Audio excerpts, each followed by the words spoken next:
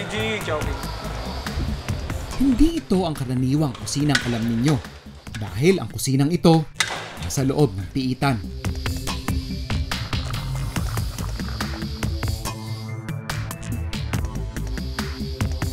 Paano nga ba pinapatakbo ang kusinang magpapakain sa mahigit 1,000 nakapiit dito?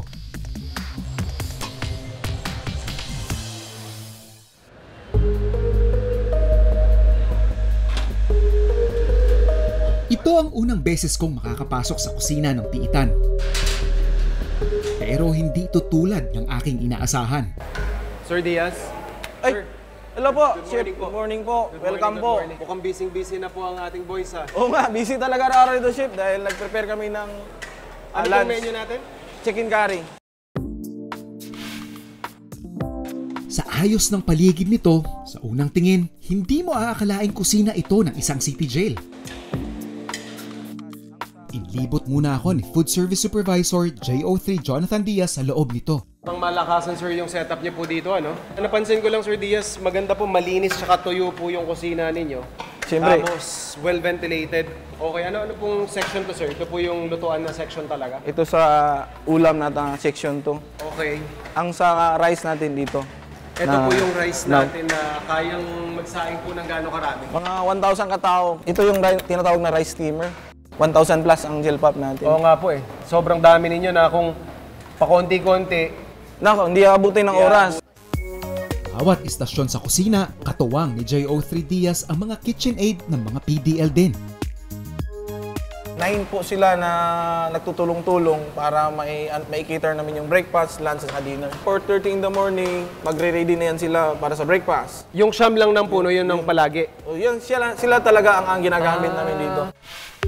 Ang kusina ng piitan ay sumusunod sa 31-day cycle menu na ibinababa ng NCR Office ng Bureau of Jail Management and Penology o BJMP. Kada araw, may nakatokang pagkain na susundin ng lahat ng city jails na sakop ng NCR. Ayon sa 2023 budget ng Bureau of Corrections at BJMP, ang daily allowance para sa isang PDL ay nagkakahalaga ng 70 pesos. Ibig sabihin, hahatiin pa ito sa almusal, tanghalian, at hapunan ng kada PDL. Dahil abala ang kusina, naisipan ko na ring tumulong sa kanila. Carrot tsaka patatas, ito po yung mga gulay, sahog. Sahog sa chicken curry. Tapos sir, very critical po ba kayo dun sa measurement? Siyempre, kailangan may regular standard kami ng mga measurement. Para pantay-pantay po yung maisaserve natin, ano? Opo.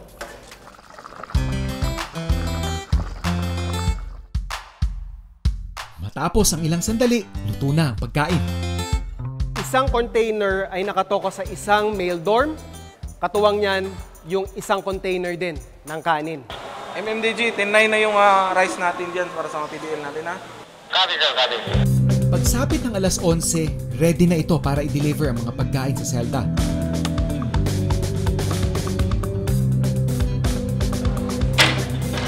Yung dalawang ranchero dyan. Andiyan na yung pagkain, buhatin nyo na. Ang chief coordinator ng mail dorm, isa-isa nang tinawag ang marshals na kumukuha ng mga pagkain. Ang iba naman, naiwan para isaayos ang pila. Kahit na may kalakihan ang mga selda, tila nagiging maliit ito dahil sa dami ng nakapiit. Ang kanila tuloy-tulugan, siya ring nagsisilbi nilang kainan. Sa ngala ng Ama, ng Anak, Diyos, Espiritu Santo. Paspasan niyo po, Panginoon. Mga kaloob. Yaya kami tatapin.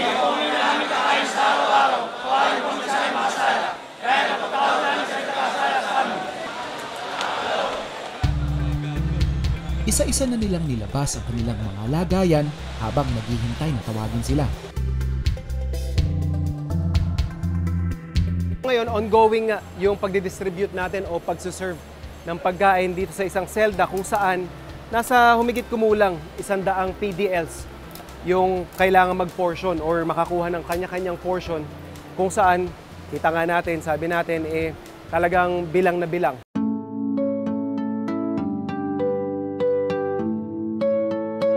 Siyempre, hindi naman palaging iisa lang ang presyo ng bilihin.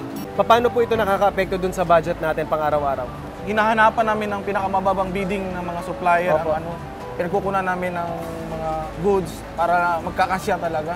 So doon po talaga yung Kasi susi, ano? Doon lang kami mag-stick sa budget eh. Iba-ibang imahe ang naiisip natin kapag narinig natin ang salitang piitan.